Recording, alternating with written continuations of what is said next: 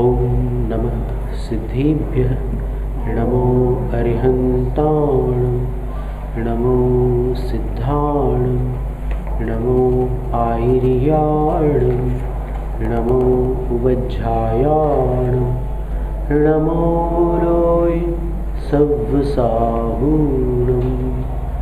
चत्तारि मङ्गलम् अरहन्त मङ्गलं सिद्ध मङ्गलं साहु मङ्गलं केवलिपण्डतो धम्मो मङ्गलं चत्तारि लोकोत्तमा अरहन्त लोकोत्तमा सिद्ध लोकोत्तमा साहु लोकोत्तमा केवलिपण्डतो धम्मो लोकोत्तमा चत्तारि शरणं पव्वजामि अरहन्त शरणं पव्वजामि सिद्ध शरणं पव्वजामि साहु शरणं पव्वजामि केवलिपण्डतो धम्मो शरणं पव्वजामि। परम पूज्य देवादिदेव तीर्थंकर देव श्री शांतिनाथ भगवान इष्टोपदेश ग्रंथ की आचार्य गुरु श्री विद्यासागर मुनिराज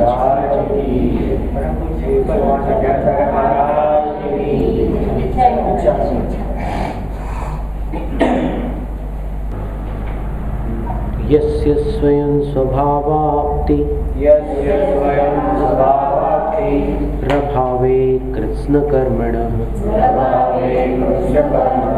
तस्मै संज्ञानरूपाय नमोस्तु परमात्मने।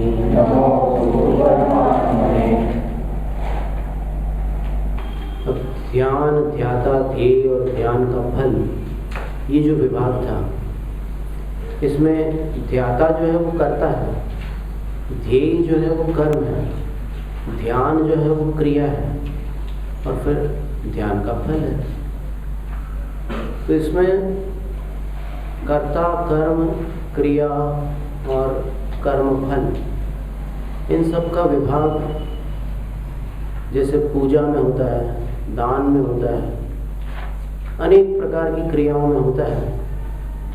और लौकिक क्षेत्र में भी जैसे चटाई बनाता है कोई, तो बनाने वाला और बनने वाली चटाई और फिर बनने के बाद उसको जो हर्ष आदि होते हैं, वो सब उसके परिणाम हैं। तो यहाँ पर कर्ता कर्म का विभाग क्या करेंगे? आत्मा ही आत्मा का ध्यान कर रही है, यानी ध्याता भी वही है, ध्येय भी वही है। तो फिर कर्ता कर्म का हिसाब कैसे बनेगा? तो उसके लिए आचार्य कहते हैं कटस्य कर्ताहमिति संबंधः स्याद्वयोर्द्वयोः ध्यानं ध्येयं यदात्मैव संबंधः कीदृशस्तदा। कटस्य कर्ताहमिति संबंधः स्याद्वयोर्द्वयोः ध्यानं ध्येयं यदात्मैव संबंधः कीदृशस्तदा।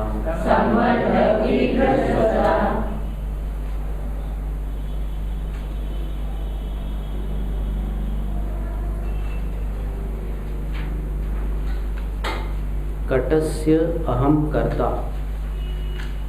चटाई का मैं बनाने वाला हूँ। इति, इस तरह, द्वयो, मेरे और चटाई के बीच, द्वयो, दो का, कर्ता और कर्म का संबंध स्यात्, संबंध हो सकता है। अगर मैं चटाई बनाता हूँ तो मुझ में और मेरे द्वारा बनने वाली चटाई में कर्ता और कर्म का संबंध हो सकता है। मैं कर्ता हो गया और बनने वाली चटाई कर्म हो गया।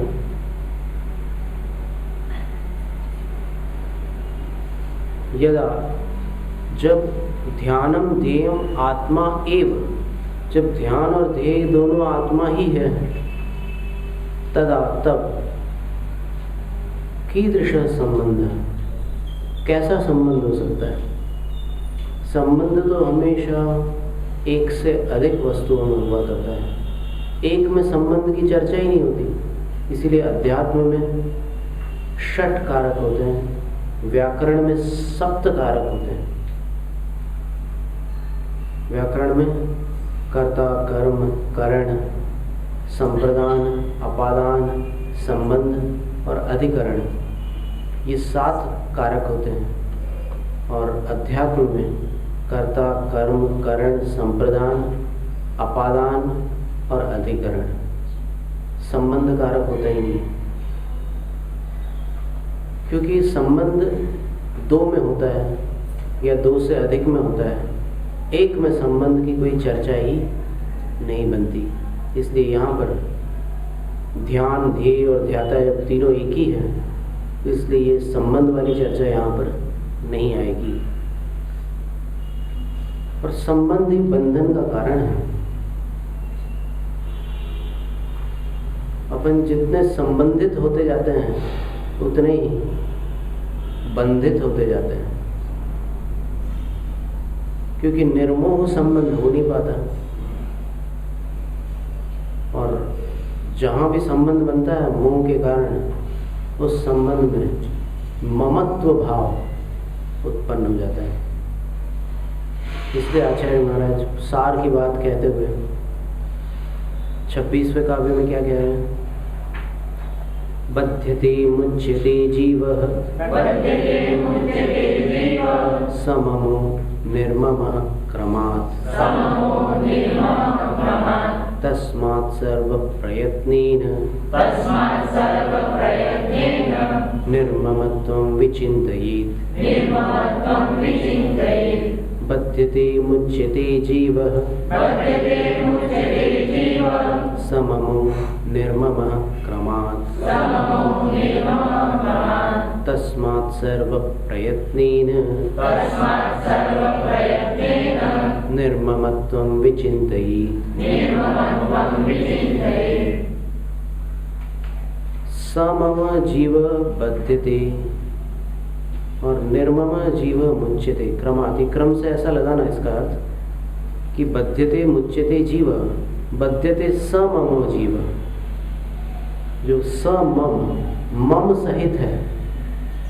मम का अर्थ मेरा, जिसके अंदर मेरा मेरा ये भाव है, वह जीव बध्यते, बंधनबद्ध होता है, बंधन को प्राप्त होता है।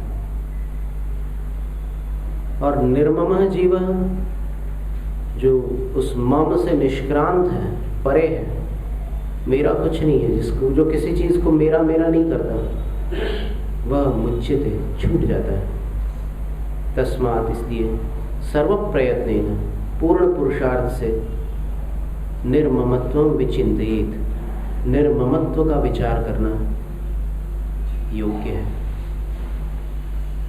माने मेरा जो स्वभाव है, आत्मा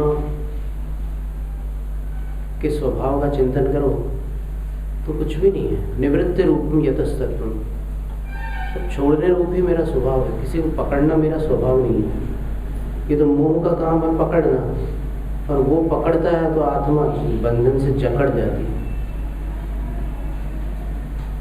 मोह पर को पकड़ता है और आत्मा बंध से जकड़ती है। तो ये पकड़ना और जकड़ना जब तक चलेगा तब तक संसार है। आचार्य कहते हैं कि मोही प्राणी ममत्व भाव के कारण बंधन को प्राप्त होता है, और निर्मोही निर्ममत्व के कारण मुक्ति को प्राप्त होता है। इसलिए सर्व प्रयत्न पूर्वक अर्थात पूर्ण पुरुषार्थ से निर्ममत्व का विशेष चिंतन करने योग्य है। विशेष चिंतन, सामान्य नहीं। सामान्य तो सब बोलते हैं ना कि शरीर अपना नहीं है, तो इतने से क्या फर्क पड़ता है, आईने के सामने फिर अपना हो जाता है। वो तो शब्द ज्ञान है। शब्द ज्ञान मिथ्या दृष्टि सम्यक दृष्टि का एक बराबर है, लेकिन जो भाव ज्ञान है उसमें फर्क है। यहाँ पर भावश्रुत में जाने की बात है कि इसका विशेष चिंतन करना। साधारण चिंतन से काम नहीं चलता। वो कैसे करोगे? यानी ये अभ्यास बन जाए, अपना नित्य का अभ्यास बन जाए। एको हम निर्ममः शुद्धो ज्ञानी योगीन्द्र गोचर बाह्याः संयोगजा भावा मत्तः सर्वेपि सर्वथा। एकोऽहं निर्ममः शुद्धो ज्ञानी योगीन्द्र गोचर बाह्याः संयोगजा भावा मत्तः सर्वेपि सर्वथा। ऐसा चिंतन करना। कैसा? अहम एकः, मैं अकेला हूँ। कोई संगी साथी कुटुंब परिवार की चर्चा ही नहीं है मेरे स्वरूप में। मैं अनादि से एक हूँ, अनंत काल तक एक ही रहने वाला हूँ। मैं एकाकी हूँ, अकेला हूँ। त्रिकाल में मैं कभी द्विरूपता को प्राप्त नहीं हो सकता। मैं एक ही हूँ। निर्मम, मम से रहित हो गया हूँ, अर्थात अब मैं किसी को मेरा नहीं मान रहा हूँ। क्योंकि जब अकेला ही हूँ तो फिर मेरा क्या हो सकता है? न पुद्गल, न कोई दूसरा जीव, कोई भी अन्य द्रव्य मेरा नहीं है। शुद्ध, मैं शुद्ध स्वभावी हूँ।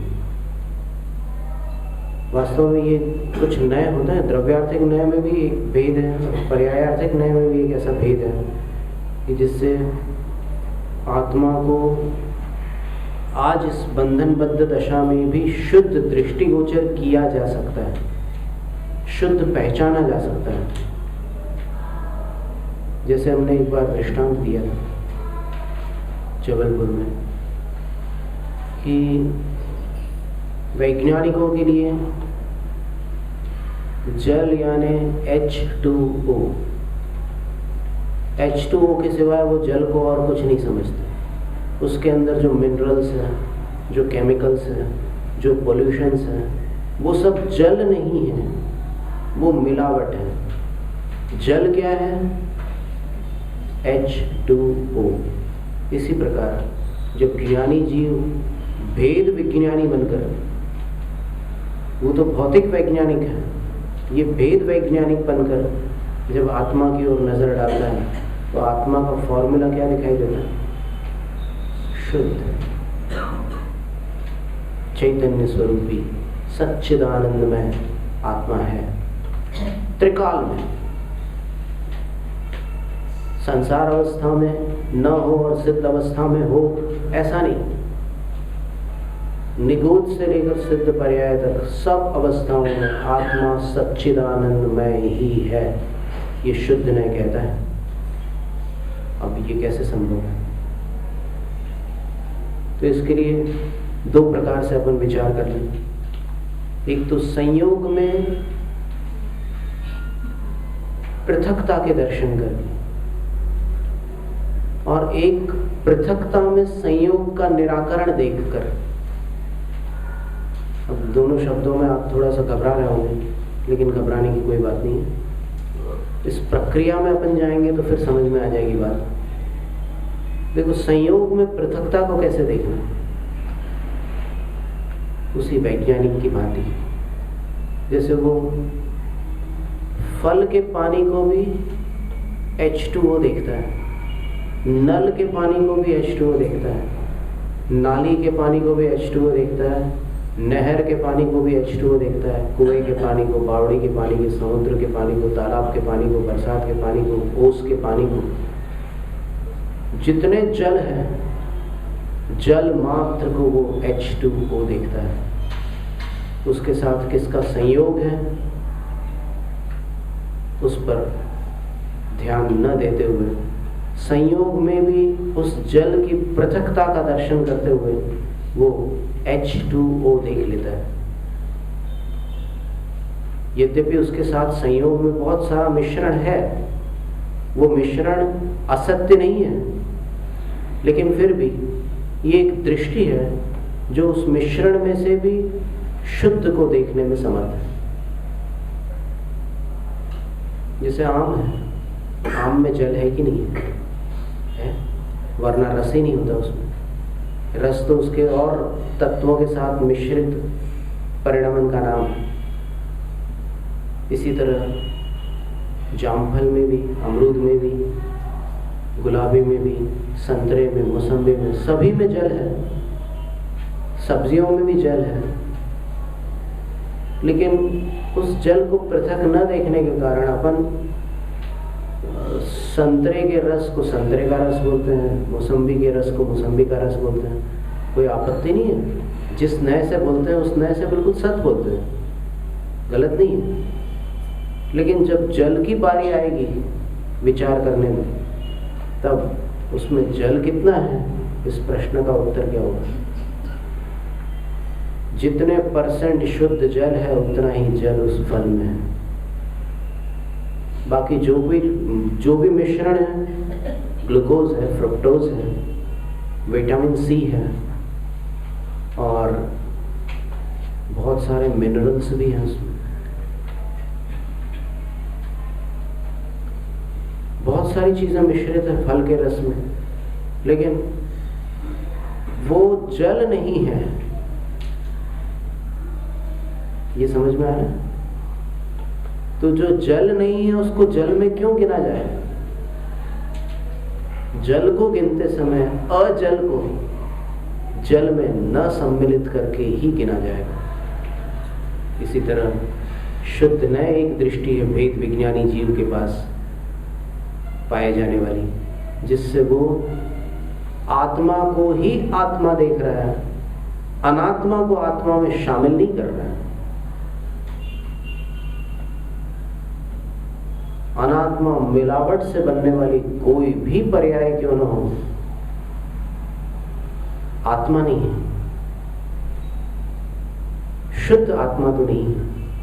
ये भेद मिश्रण में पृथक दृष्टि से देखने पर मिले हुए में भी आत्मा को अपन अलग देख सकते हैं। जैसे मिले हुए जल में भी वो मिलावट को अलग करके सिर्फ शुद्ध जल को देखता है।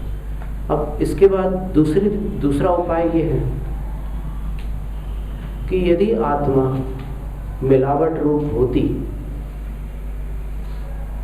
तो फिर जहां सारी मिलावटें अलग हो चुकी हैं, उस सिद्ध पर्याय में कुछ भी साथ क्यों नहीं है? सिद्ध पर्याय में क्या बचा? केवल आत्मा बची। इसका अर्थ हुआ कि सिद्ध अवस्था में बाकी सब अलग हो गया, जो अनात्मा रूप था वो सब अलग हो गया, सिर्फ आत्मा शेष रह गई। मतलब ये हुआ कि आत्मा वही है जो सिद्ध दशा में आत्मा है ना, वही आत्मा है। अभी भी मेरे पास वही आत्मा है, लेकिन मेरी आत्मा के साथ बहुत सारा आवरण और बहुत सारी मिलावटें हैं। तो इन दो उपायों से, एक तो मिश्रण में पृथक दृष्टि से उसको देख लेना, और दूसरा पृथक होने के बाद उसकी उस अवस्था को देख लेना और देख लेना कि क्या क्या पृथक हो गया। तब पता चलता है कि आत्मा ये है। H2O डिस्टिल्ड वाटर को देख लो आप, और बाकी सब पानी को देख लो, तब पता चलता है कि असली पानी तो ये है, डिस्टिल्ड वाटर। बाकी सब पानी तो मिलावटी है, यानी बाकी सब जल अजल से मिश्रित है। सिद्ध भगवान के सिवाय बाकी सारी आत्माएं अनात्मा से मिली हुई है। तो आत्मा क्या है? सिद्ध स्वरूपी है, शुद्ध है, चैतन्यात्मक है, सच्चिदानंदमय है। ये शुद्ध शब्द की व्याख्या हुई। इसके बाद ज्ञानी, धनी किसको बोलते हैं? ये निनी नाम का एक प्रत्यय होता है व्याकरण में। ये जब कोई जैसे मतो प्रत्यय होता है, आत्मवान, धनवान, ज्ञानवान, बुद्धिमान, वैसे ये नीनी प्रत्यय भी होता है। ये भी उसी अर्थ में होता है कि जो उससे संपन्न है उसके साथ ई लगा देंगे। धन संपन्न को धनी कहेंगे, ज्ञान संपन्न को ज्ञानी कहेंगे। तो आत्मा ज्ञानी है। ये निर्ममत्व का चिंतन करना है कि मैं ज्ञानी हूं, ज्ञान ही मेरा वैभव है, ज्ञान ही मेरी संपदा है, मैं ज्ञान संपन्न हूं, मेरी संपत्ति ज्ञान है। ये चिंतन करना है। और मैं कैसा हूं? छोटी मोटी चीजों के संयोग को पकड़ करके अपना चिंतन करेंगे तो फिर बहुत गरीब बन जाएंगे। एक विराट स्वरूप है अपना, जो बिल्कुल सिद्ध स्वरूप जैसा है। उसको अगर अपन संकीर्ण बनाएंगे अपने छोटे छोटे अहंकारों में फंसकर, तो जैसे मान लो आज किसी को 10-20 हजार लोग जानते हैं तो बस उतना सीमित रह गया। और यदि वो अपने स्वरूप को देखेगा तो मुझे अनंत अनंत सिद्ध जानते हैं, वो इतना बड़ा परिचय हो जाएगा। एक 10-20 हजार लोगों का परिचित और एक अनंतों का परिचित, कौन बड़ा है? जिसको अनंत जानते हैं वो बड़ा है, या जिसको 10-20 हजार जानते हैं वो बड़ा है? तो इतना विराट है अपना स्वरूप। तो यहाँ आचार्य कहते हैं आत्मा को कौन कौन पहचानता है? बोले योगींद्र गोचर। हर कोई नहीं पहचानता आत्मा को। जो बोलते हैं ना कि हम आत्मा को पहचानते हैं, वो पहले नंबर के नहीं पहचानने वाले लोग हैं। क्योंकि पहचानने वाले कभी बोलेंगे नहीं, पहचानने वाले चुप रहेंगे, और नहीं पहचानने वाले बोलेंगे कि हम जानते हैं। जान लेने के बाद ये हम खत्म हो जाता है, फिर बोलने की भी इच्छा नहीं होती कि हम उसको जानते हैं, क्योंकि वो इतना अद्भुत निराला स्वरूप है कि उसको जान लेने के बाद फिर चर्चा करने का भी मन नहीं रह जाता उसके विषय में। फिर तो अर्चा की बारी आती है। जब तक चर्चा है तब तक अर्चा नहीं है, और जब अर्चा है तब चर्चा नहीं है। सम्मत दंसन मौनम, समण सुत्तम की एक कथा है जिसमें कहा है कि सम्यक दर्शन मौन रहता है, बड़बड़ नहीं करता, शांत। योगींद्र गोचर, कितना अद्भुत विशेषण है। अब जो भी कह रहा है कि ये मेरा विषय है आत्मा, गोचर शब्द का अर्थ होता है विषय। विषय यानी सब्जेक्ट। ज्ञान का ज्ञेय, वो ज्ञान का विषय कहलाता है, ज्ञेय। तो योगींद्र गोचर का अर्थ क्या हुआ? योगी का अर्थ है ध्यानी, और उनके इंद्र यानी केवली और शुद्ध केवली। मैं उनका विषय हूं, सर्व सामान्य का नहीं। सब लोग मुझे जान नहीं सकते, पहचानना तो दूर की बात है। मैं तो उनका विषय हूं, योगींद्र गोचर है। इस पर विचार कीजिए आप, ये कितना वजनदार विशेषण है आत्मा के लिए। देखो, कहना बहुत सरल है आत्मज्ञान के विषय में कुछ भी, लेकिन देखो ये विशेषण कितना महत्वपूर्ण है। आचार्य पूज्यपाद स्वामी ने ये विशेषण क्यों दिया होगा? कहीं ना कहीं कुछ सोच समझ करके ही उन्होंने ये विशेषण दिया हो। नासमझी में ऐसे शब्द नहीं लिखे जा सकते, और यहाँ तो एक अक्षर नासमझी से नहीं लिखा गया है। ये जिन वाणी है, और तृतीय वक्ता की वाणी है। प्रथम वक्ता तो सर्वज्ञ भगवान थे, द्वितीय वक्ता श्रुत केवली थे, और तृतीय वक्ता आचार्य पूज्यपाद स्वामी थे। आरातीय आचार्य जो होते हैं ना, गणधर परंपरा के ज्ञान को स्वीकार करने वाले जो आचार्य होते हैं, वो तृतीय वक्ता होते हैं। उनकी ये वाणी है। योगींद्र गोचर, कितना वजनदार विशेषण है। इष्टोपदेश का स्वाध्याय तो बहुत लोग करते हैं, बहुत बार करते हैं, लेकिन इस शब्द पर ध्यान गया किसी का? गया होगा, ऐसा हम निषेध नहीं करते कि कभी किसी का ध्यान न गया हो, लेकिन इसकी गहराई में जाकर देखो कि आत्मा योगेंद्र गोचर, ज्ञानी मनुष्य गोचर ऐसा नहीं लिखा, ज्ञानी संसार गोचर ऐसा भी नहीं लिखा, ज्ञानी योगींद्र गोचर। अब योगींद्र विशेषण अगर आप में से किसी पर लागू पड़ जाए तो फिर आप धन्य हैं। और जो भी ऐसा समझ रहा है कि आत्मा मेरा विषय है वो भी धन्य है, क्योंकि वो योगींद्री है। क्योंकि यहाँ क्या कह रहे हैं? योगींद्र का विषय है आत्मा। सीधी सीधी बात ये है कि जब तक ज्ञान इतना बड़ा न हो जाए जिसमें आत्मा समा सके, तब तक आत्मा उस ज्ञान में समा नहीं सकती। समझ में आई बात? आत्मा कितनी विराट है। आत्मा का एक ही गुण बहुत बड़ा होता है, तो फिर आत्मा के अनंत गुणों की तो क्या चर्चा करना। आत्मा में अनंत गुण है कि नहीं? जिनेंद्र देव ने तो कहा है कि है।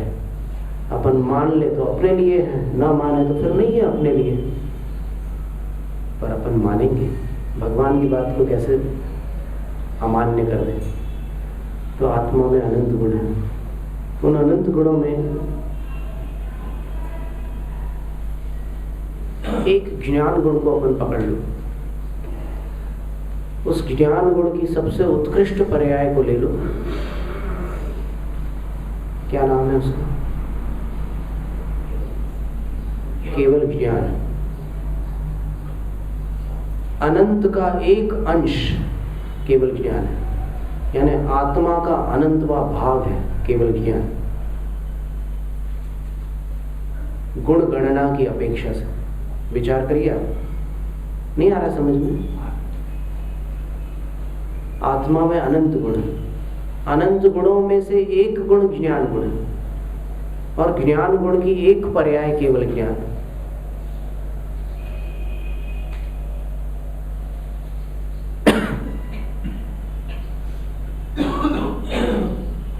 तो आत्मा का अनंतवा अंश हुआ कि नहीं केवल ज्ञान?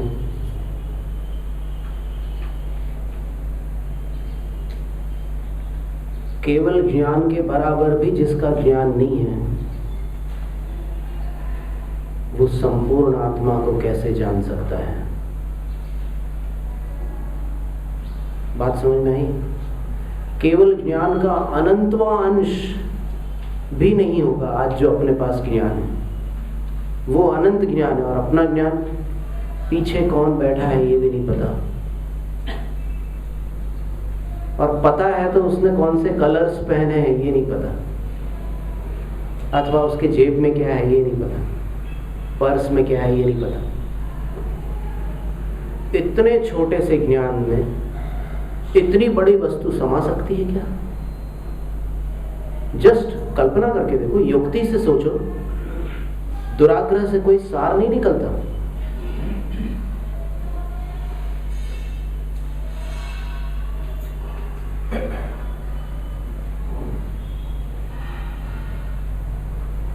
आपके घर का बड़े से बड़ा बर्तन क्या समुद्र को अपने अंदर समेट सकता है? तो छद्मस्त का बड़ा से बड़ा ज्ञान क्या उस विराट को अपने अंदर समाविष्ट कर सकता है? नहीं। इसलिए आत्म साक्षात्कार जैन दर्शन के अनुसार केवली भगवान को होता है। आत्मानुभव श्रुत ज्ञानी को हो सकता है, और वो भी भगवान के उपदेश से, बगैर देशनालब्धि के, भगवान के उपदेश के बिना आत्मानुभव भी असंभव है। अथवा उपदेश के संस्कारवश यदि कोई निसर्गज सम्यक दृष्टि बन जाए तो उसको किसी भावांतर में आत्मानुभव संभव है, पर उसमें भी आधार तो वो रहेगा उस जीव का वहाँ का संस्कार पूर्व भाव का, जहाँ गुरु का उपदेश उसको मिला था, और गुरु के उपदेश में भगवान का उपदेश था। गुरु ने कोई अपनी मनमानी तो उससे नहीं कही थी। तो इस युक्ति से ये बात समझ में आ सकती है कि केवल ज्ञान आत्मा के अनंत गुणों का एक अंश है, और उस केवल ज्ञान का एक अंश भी जिसके पास नहीं है, वो संपूर्ण आत्मा को अपने ज्ञान में किस प्रकार समाविष्ट कर सकता है, अर्थात नहीं कर सकता। यही कारण है कि आत्मा योगींद्र गोचर है। श्रुत केवली श्रुत के माध्यम से परोक्ष रूप से उस आत्मा को जानते हैं, लेकिन साक्षात उस आत्मा को जानने वाले केवली के सिवाय और कोई नहीं है। केवली का ज्ञान इतना विराट है कि वो केवल ज्ञान भले आत्मा के अनंत गुणों का एक अंश भले हो, लेकिन उस ज्ञान में इतनी क्षमता है कि जिसका कोई पार नहीं पा सकते। अपार ज्ञान है वो। एक केवली का ज्ञान अनंत केवलियों के केवल ज्ञानों को भी जान लेता है। बस इस वाक्य पर आप विचार करिए, समझ में आ जाएगा कितना विराट है केवल ज्ञान। एक केवली का केवल ज्ञान अनंतानंत सिद्धों के और अनंत केवलियों के भूत भविष्य वर्तमान काल की अपेक्षा सबके केवल ज्ञानों को भी जान लेता है। तो किसी केवली का केवल ज्ञान किसी केवली के केवल ज्ञान से कम नहीं है। वो कल्पना से परे है, अपन सोच ही नहीं सकते उस विषय में।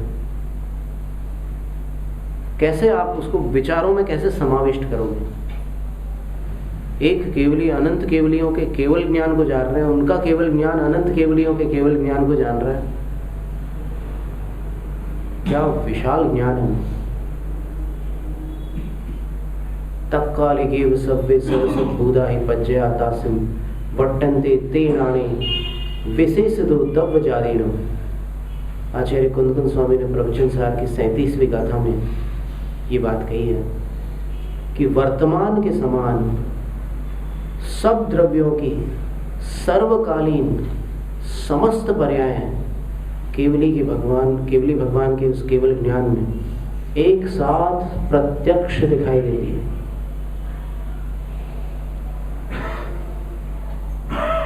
वो भले न हो वर्तमान में, भूतकाल में गुजर चुकी हो या भविष्यत काल में प्रकट होने वाली हो, लेकिन उनके ज्ञान में बिल्कुल वर्तमान के समान है। समवसरण में बलराम प्रश्न कर रहे हैं कि द्वारिका नगरी का भविष्य क्या होगा। भगवान उत्तर दे रहे हैं द्वैपायन के निमित्त से ये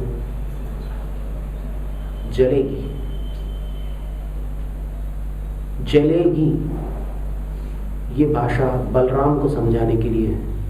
उनके ज्ञान की भाषा में वो जलेगी नहीं, वो जलती हुई पर्याय में उनके ज्ञान में वर्तमान के समान ही इस क्षण विद्यमान है। जलने के वर्षों बाद क्या होने वाला है वो सब उनके ज्ञान में सारी पर्याय है, सब द्रव्यों की। प्रतिक्रमण में जो वीर भक्ति आती है उसमें महावीर भगवान के केवल ज्ञान का चित्रण करते हुए लिखा है, यह सर्वाणि चराचराणि विधिवत द्रव्याणि तेषां गुणान् पर्यायान् अपि भूत भावि भवतः सर्वान् सदा सर्वथा जानीते युगपत् प्रतिक्षणमतः सर्वज्ञेत्युच्यते सर्वज्ञाय जिनेश्वराय महते वीराय तस्मै नमः।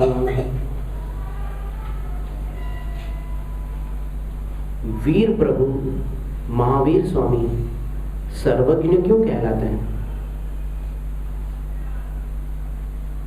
तो वीर भक्ति के प्रथम छंद में लिखा है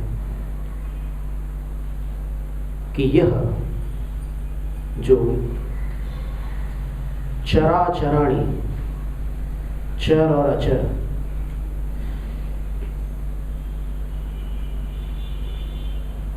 जीव और पुद्गल चर द्रव्य हैं, बाकी चार अचर द्रव्य हैं, यानी वो स्थिर द्रव्य हैं। धर्म अधर्म, आकाश और काल ये हिलते डुलते नहीं है, इसलिए ये अचर द्रव्य कहलाते हैं। चर द्रव्यों में जीव और उद्गत द्रव्य है। तो जो चराचराणि सर्वाणि द्रव्याणि जानीते, जो चर और अचर समस्त द्रव्यों को जानते हैं, तेषां गुणा, उनके गुणों को भी जानते हैं, और तेषां भूत भावी भवतः पर्यायान अपि जानीते, उन सब द्रव्यों की गुणों की भूत भावी और वर्तमान पर्यायों को भी जानते हैं। युगपत, एक साथ, प्रतिक्षणम, और प्रत्येक क्षण में जानते हैं, इसलिए सर्वज्ञ कहलाते हैं। उन सर्वज्ञ महावीर स्वामी को मेरा नमस्कार। इतना विशाल वो केवल ज्ञान है, उसका विषय मैं हूं, मैं उनका विषय हूं, इन छोटे मोटे जीवों का विषय नहीं हूं। इसलिए इसने मुझे नहीं पहचाना, इसका खेद क्यों करूं? ये पहचान ही कैसे सकता है? इसकी शक्ति नहीं है पहचानने की, क्योंकि मैं योगींद्र गोचर, केवलियों का विषय हूं।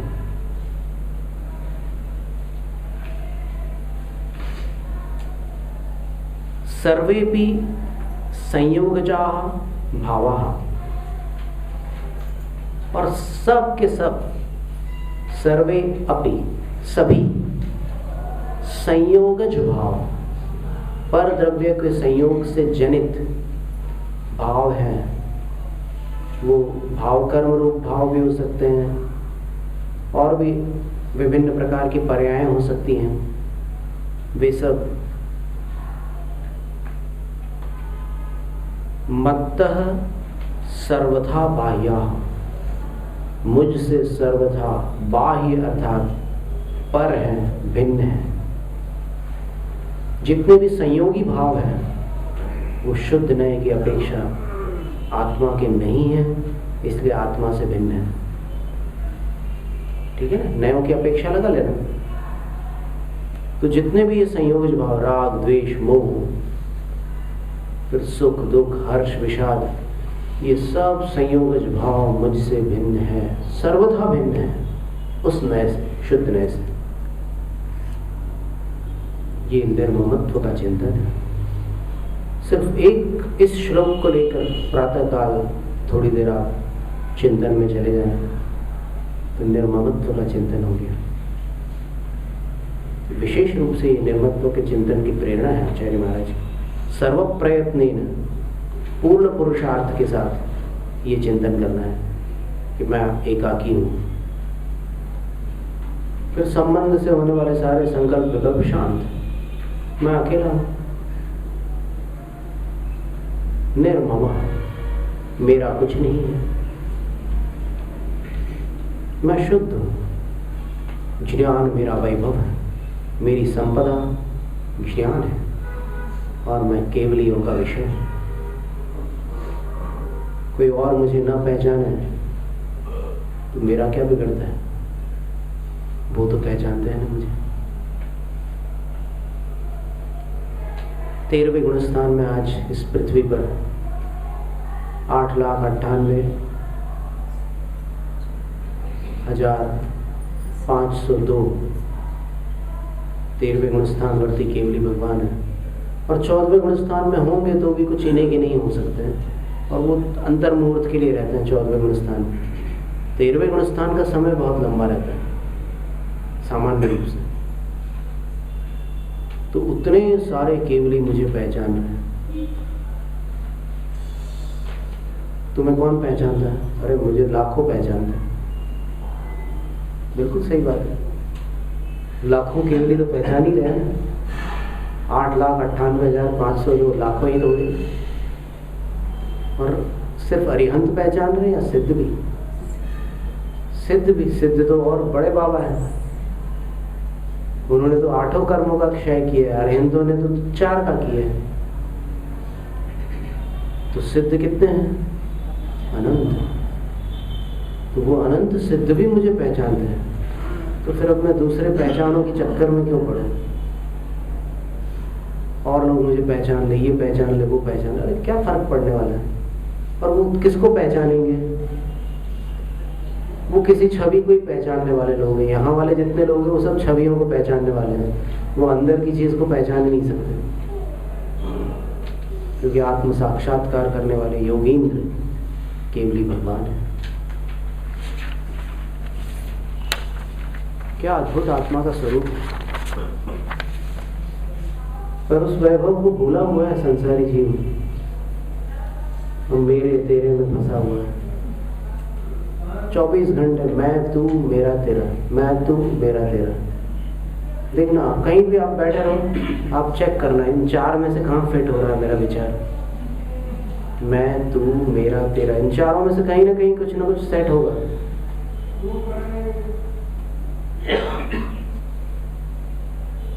और इसीलिए दुखी है।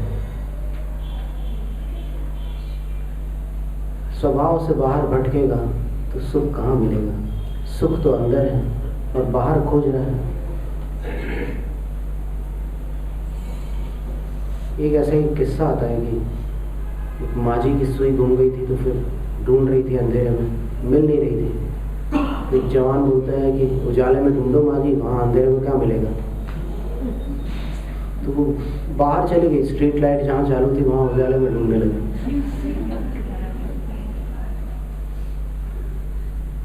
फिर वही लड़का अपना काम निपटा कर जब लौट रहा था तो देखता है कि अरे माझी आज वहां ढूंढ रही है कुछ। बोले कि यहाँ क्या गिर गया? बोले तूने ही तो कहा था कि उजाले में ढूंढ। अरे बोले मैंने ऐसा नहीं कहा था कि जहाँ नहीं गिरी है वहां उजाले में ढूंढ, जहाँ सुई गिरी है वहीं उजाले में जाकर ढूंढ, अर्थात वहां प्रकाश करके ढूंढ, तब सुई मिली। दुख संदोह भागित्वं संयोगादिह देहिनां त्यजाम्येनं ततः सर्वं मनोवाक्काय कर्मभिः। दुख संदोह भागित्वं संयोगादिह देहिनां त्यजाम्येनं ततः सर्वं मनोवाक्काय कर्मभिः।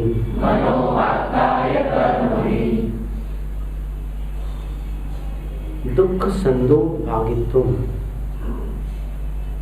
देहिनाम, देहिनाम है देहधारी संसारी प्राणियों का जो दुख संदोह, संदोह का अर्थ होता है समूह, दुख समूह का जो भागित्व है, भागित्व भागीपना, यानी जो दुख संदोह का भागीदार बनना पड़ रहा है इसको, उसका कारण इस जगत में संयोग, संयोग संयोग के कारण ही संसारी प्राणी दुख समूह का भागी बना हुआ है। दुख का कारण संयोग है, कर्मों का संयोग, शरीर का संयोग, अन्य नौकर्मों का संयोग, बस इन्हीं संयोगों में जीव दुखी है।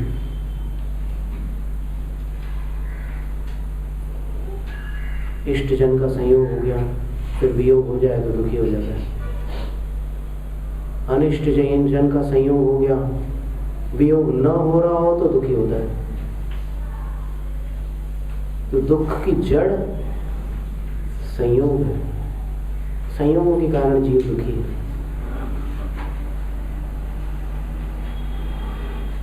ततः इसलिए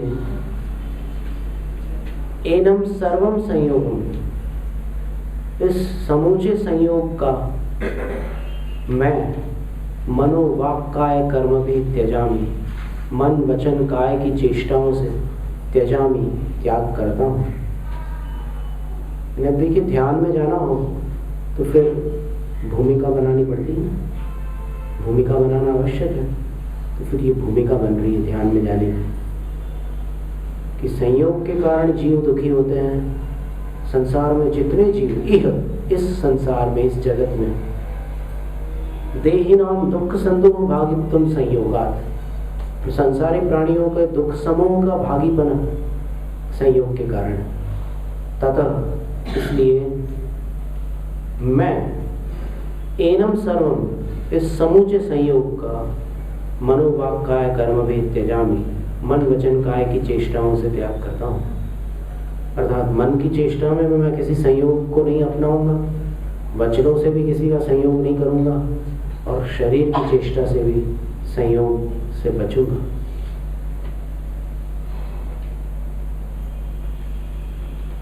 अब जब संयोग से ऊपर उठ गया तो संयोग से ऊपर उठने पर एक विचार मन में आता है कि जब संयोग नाम की कोई वस्तु मेरी आत्मा में है ही नहीं,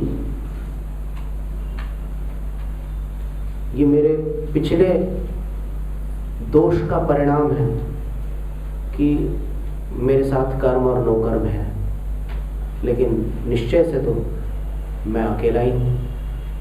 न कर्म मेरा है न नोकर्म मेरा है, मेरे साथ होते हुए भी ये है तो पुद्गल द्रव्य, जीव द्रव्य के अंश तो नहीं है, अर्थात जीव से पर है। तो जीव होते हुए मैं सब संयोगों का त्याग करता हूँ, और त्याग करने के बाद जो विचार आता है वो न मे मृत्यु कुतो भीतिर, न मे व्याधि कुतो व्यथा, न हम बालो न वृद्धोहम, न युवैतानि पुद्गले, न युवैतानि पुद्गले,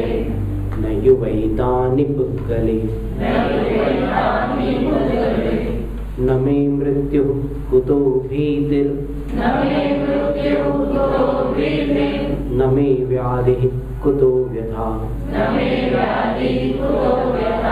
न हम बालो न वृद्धोहम, न युवैतानि पुद्गले।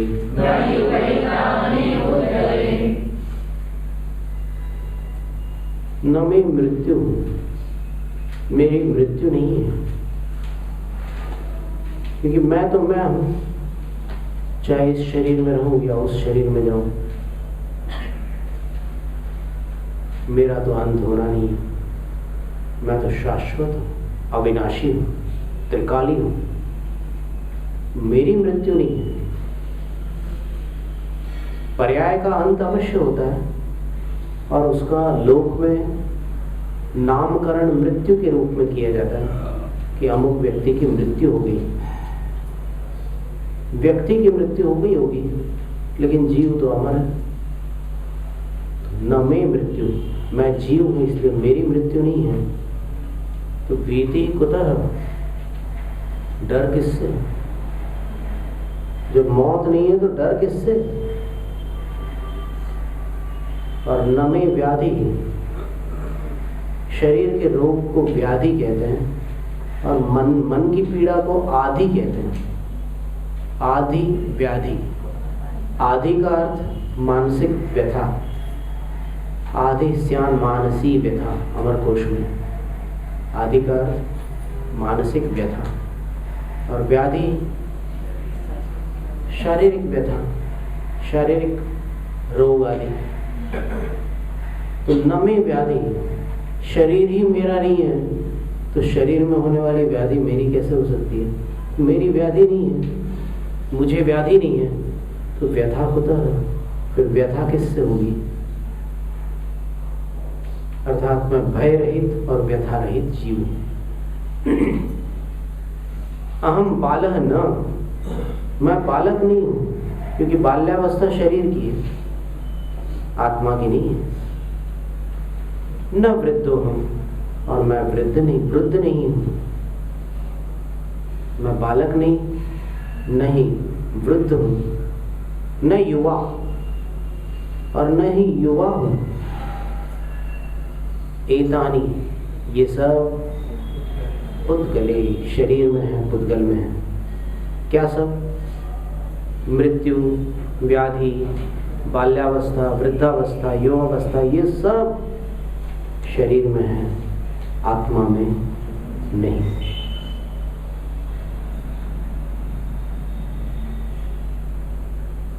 फिर भी संस्कारवश यदि मन कभी किसी वस्तु के प्रति आकर्षित होने लगे तो ज्ञानी जीव अपने मन को कहता है कि वहां कहाँ जा रहा है, कुछ भी नहीं है, नया कुछ बचा ही नहीं है। अनादिकाल से संसार में ऐसी कौन सी वस्तु है जिसका तूने सेवन न किया हो। हर वस्तु तेरी सेवित वस्तु है, इसलिए यहाँ कुछ भी नया नहीं बचा है। तू वहां कहाँ देख रहा है, सब पुराना है। कोई नई चीज हो तो देख, सब पुरानी पुरानी चीजें हैं, क्या देखना उधर। भुक्तोचिता मुहुर्मोहान मया सर्वेपि पुद्गलाः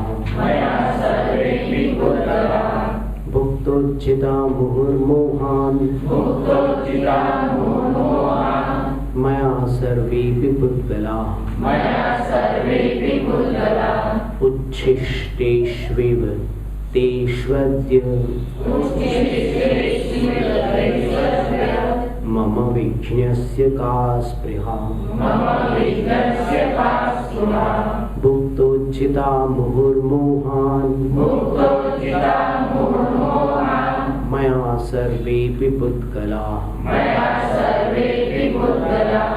उच्छिष्टेष्वेव तेष्वद्य मम विज्ञस्य का स्पृहा। उच्चारण की अपेक्षा से इष्टोपदेश का ये 30वां काव्य सबसे कठिन है, लेकिन तो भी आप लोगों ने कर लिया, बधाई के पात्र हैं। थोड़ी मुश्किल तो पड़ी, दूसरी पंक्ति में थोड़ी कठिनाई आती है। उच्छिष्टेष्वेव तेष्वद्य उच्छिष्टेष्वेव तेष्वद्य।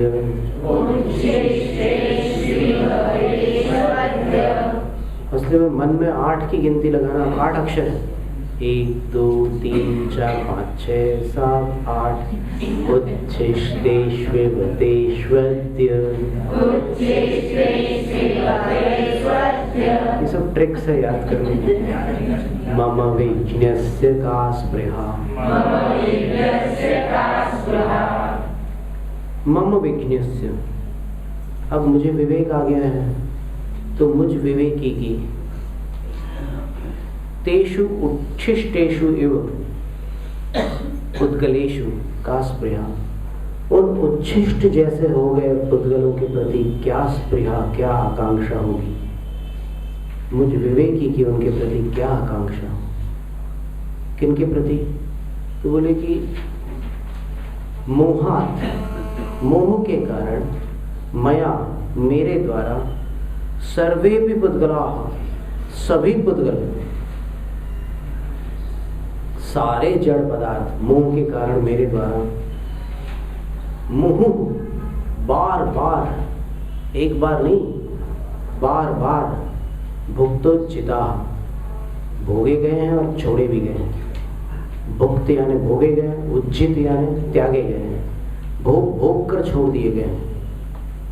सारे पदार्थ संसार के सब पुद्गल मैंने भोग भोग कर उनको छोड़ा है, इसलिए अब वो सारे पुद्गल मेरे लिए सेवित हो चुके हैं, वो मेरे लिए असेवित नहीं रहे।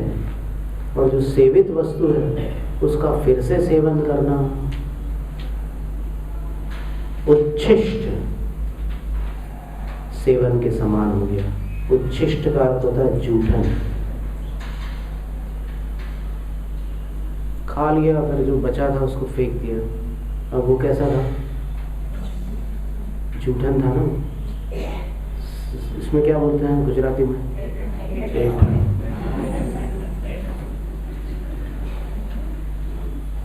तो जिस प्रकार जूठा भोजन करना कोई भी विवेकी मनुष्य पसंद नहीं करता, उसी प्रकार जूठन जैसे इन पुद्गलों का सेवन करना कोई भी विवेकी मनुष्य पसंद नहीं करता, कोई भी ज्ञानी जीव ये पसंद नहीं करता। फिर भी कषाय हैं तो फिर जब तक असंयम और कषाय है साथ तब तक ये चालू है प्रक्रिया। लेकिन जब विवेक जागृत हो जाएगा और त्याग की श्रेणी में पहुंच जाएंगे तब फिर इनके प्रति स्पृहा भी नहीं रहेगी। स्पृहा का अर्थ होता है आकांक्षा, अभिलाषा, इच्छा, वांछा, कुछ नहीं बचेगा। तो ध्यान में जाते समय योगी ऐसा विचार कर रहे हैं कि अब मेरी उनके प्रति कोई इच्छा नहीं, क्योंकि सब जूठन के समान है। क्या देखूं, क्या चखूं, क्या सुनूं, क्या सूंघूं, क्या छूऊं, सारे विषय भुक्तोज्जित हो चुके हैं, भोग भोग कर छोड़ दिए गए हैं। ऐसा तो संभव ही नहीं है कि कोई अपनी थाली में से जूठा भोजन बाहर फेंक दे और फिर उसी को वापस थाली में लेकर के खाने लग जाए। कोई विवेकी ऐसा काम नहीं कर सकता। कोई पागल हो तो कर ले। तो जब तक जीव त्याग की श्रेणी में प्रवेश नहीं कर जाता तब तक एक प्रकार का पागलपन ही उसके ऊपर भूत के समान सवार रहता है, जिसके कारण वो विषयों में फंसा रहता है।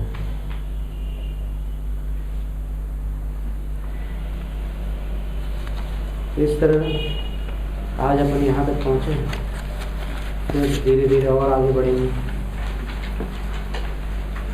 जावाणी के